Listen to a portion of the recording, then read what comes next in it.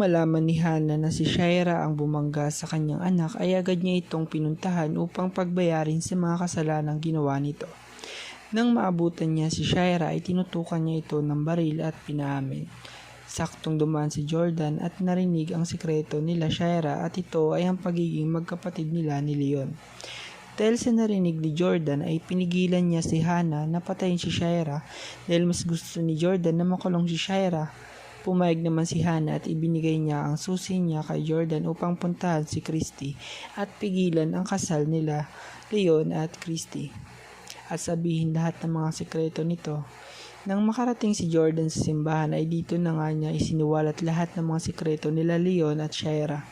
Gulat na gulat ang mga tao, lalong-lalo na si Christy sa mga isiniwalat ni Jordan at wala nang nagawa si Leon kundi aminin lahat.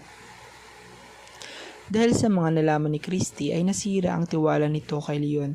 Ang dating masayang pagsasama nila Leon at Christy ay napalitan ng galit dahil sa pagsisinungaling ni Leon at pakikipagsabwatan nito sa kanyang kapatid na si Shaira. Galit na galit si Leon kay Jordan dahil itong dahilan kung bakit nasira ang tiwala ni Christy sa kanya. Nilapitan niya ito at sinabihang tumigil na ito at huwag na makisali pa. Ngunit galit na galit din si Jordan dahil si Leon nga at si Shaira ang dahilan kung bakit nasira ang kanilang pamilya. Kaya naman agad niya itong sinuntok at dito na nga nagkagulo. Habang nagkakagulo sila ay bigla namang dumating itong si Shaira sa simbahan at pinapanood silang nagkakagulo. Nang makakita siya ng tamang tiyempo, ay agad niya itong pinuntahan si Christy at tinutukan ng baril. Si Christy sinabi niya kila Leon at Jordan at sa lahat ng mga tao doon na huwag silang susundan ni Christy. Dahil kung hindi, papatayin niya itong si Christy. Habang tinututukan ni Shaira si Christy palabas ay pinasakay niya ito sa kanyang kotse at pinag-drive niya ito.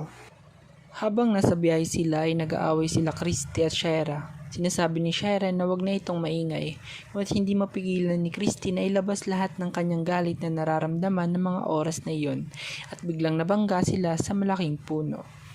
Sa inyong palagay, makakaligtas pa kaya si Christy sa kamay ni Shaira o tuluyan na itong magiging bihag ni Shaira? At yan ang ating pagkakabangan sa lalong tumitinding mga eksena at kaganapan sa Asawa ng Asawa Ko.